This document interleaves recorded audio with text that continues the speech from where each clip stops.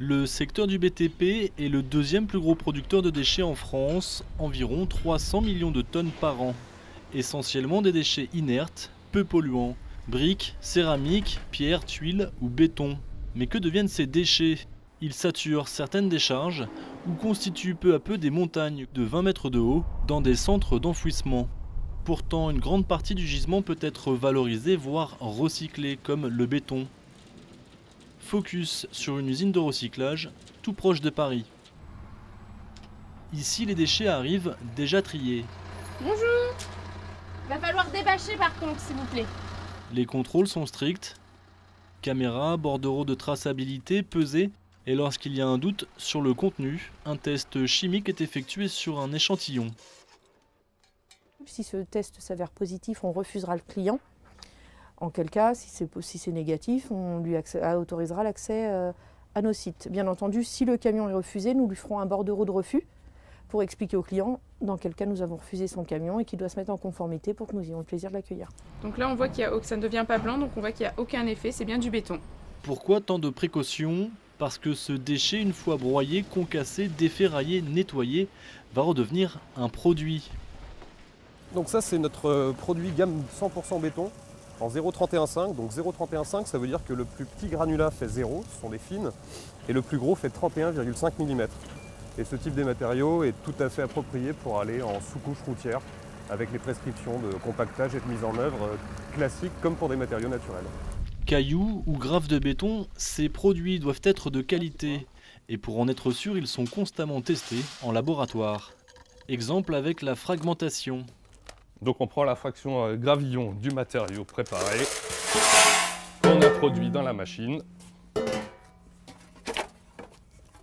On lui ajoute des boulets assez lourds.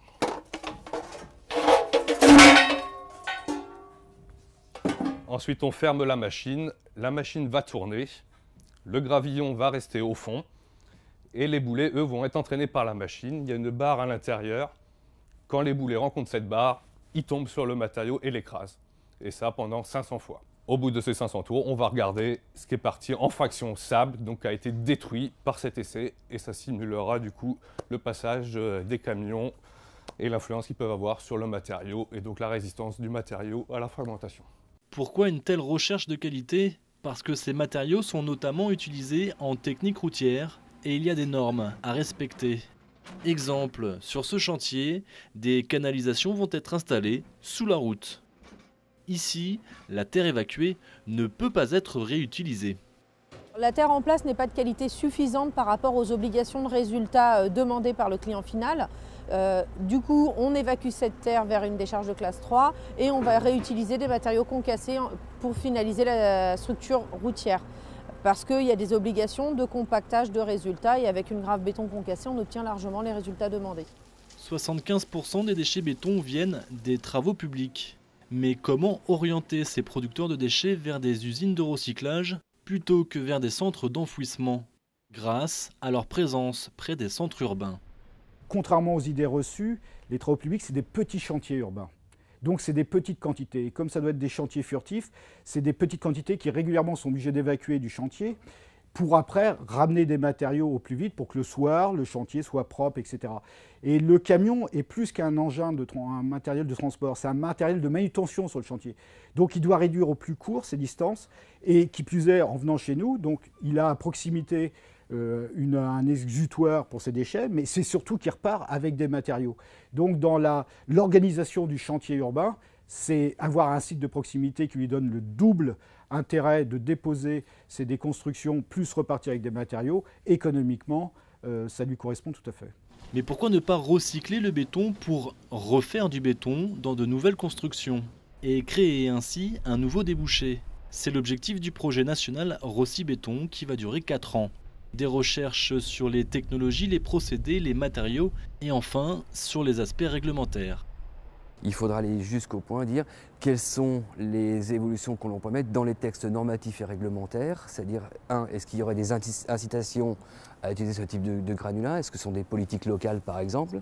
Et deuxièmement, il faut que l'on puisse retrouver dans le corpus normatif qui traduit ce que nous on appelle la traditionnalité des techniques, l'existence officielle du granulat recyclé, en disant par exemple Oui, j'ai un voile intérieur de bâtiment, je peux mettre X% de granulats recyclés parce que je sais que le projet national a montré que ça ne posait aucun problème sur toutes les caractéristiques et performances dont j'aurais besoin. Créer de nouveaux débouchés pour atteindre l'objectif imposé par l'Europe d'ici 2020, valoriser et recycler au minimum 70% les déchets inertes, comme le béton. Mais pour y arriver, les avis divergent. La problématique se pose plus sur pas sur un problème de débouché, mais sur un problème de capacité à recycler les déchets issus de la déconstruction, et notamment le béton. Donc il faut réserver des fonciers, multiplier par 2 ces centres de recyclage, et c'est bien l'enjeu des plans départementaux de gestion des déchets du BTP, qui est régional au niveau de l'Île-de-France, qui est de dire, ben voilà, il faut prévoir un certain nombre de centres de recyclage qui entourent la zone urbaine. Avec comme débouché essentiel les travaux de voirie et remblais, où chaque année environ 200 millions de tonnes de granulats sont consommés, et seulement 10% sont des granulats recyclés. Un potentiel donc, selon cette entreprise, largement sous-exploité.